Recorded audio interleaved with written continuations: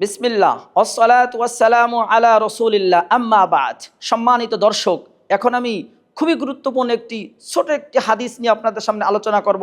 আস-সাবউল মুবিকাত, আল মুহলিকাত, ধ্বংসাত্মক বড় বড় 7টি গুনাহ নিয়ে আলোচনা করব। আল্লাতী বায়্যানাহান নবী সাল্লাল্লাহু আলাইহি ওয়াসাল্লাম ফিল হাদিস, যেটা রাসূল সাল্লাল্লাহু আলাইহি ওয়াসাল্লাম হাদিসের মধ্যে বর্ণনা করেছেন। সহিহ বুখারী এবং মুসলিমের মধ্যে আছে। রাসূল সাল্লাল্লাহু আলাইহি ওয়াসাল্লাম বলেছেন, ইজতানিবু আস-সাবউল মুবিকাত, তোমরা এই আল মুহলিকাত ধ্বংসাত্মক বড় বড় 7টি গুনাহ থেকে বিরত থাকো।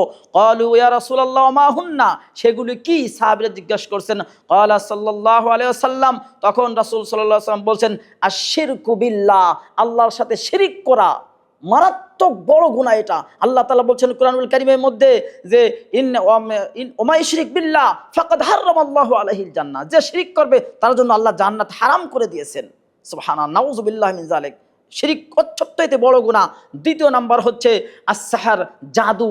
এই জাদুও শিরকের অন্তর্ভুক্ত। কারণ এই জাদু কিভাবে মানুষ হয়? আল ইস্তিআনাতু বিল জিন, জিনদের মাধ্যমে সহযোগিতা নেওয়া হয়, অতএব এটা হচ্ছে শিরকের অন্তর্ভুক্ত।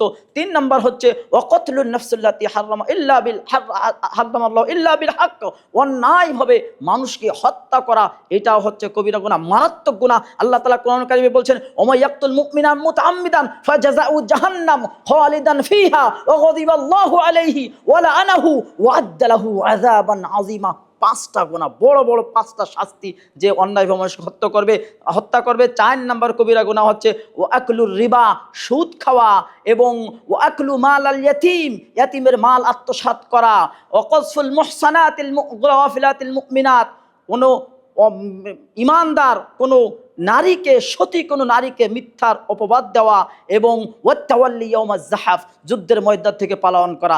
এই 7টি বড় বড় গুনাহ থেকে রাসূল সাল্লাল্লাহু আলাইহি ওয়াসাল্লাম আমাদেরকে নিষেধ করেছেন, ইজতানিবু আস-সাবউল মুবিকাত, এই 7টি গুনাহ থেকে তোমরা বিরত থাকো। আল্লাহ তাআলা আমাদেরকে বিশেষ করে 7টি গুনাহ থেকে আমাদেরকে সর্বোপরি আমরা যেন বেঁচে থাকতে পারি, আল্লাহ সেই তৌফিক দান করুক। আল্লাহুম্মা আমিন। বারাকাল্লাহু ফিকুম। মা আসসালাম। আসসালামু আলাইকুম ওয়া রাহমাতুল্লাহি ওয়া বারাকাতুহু।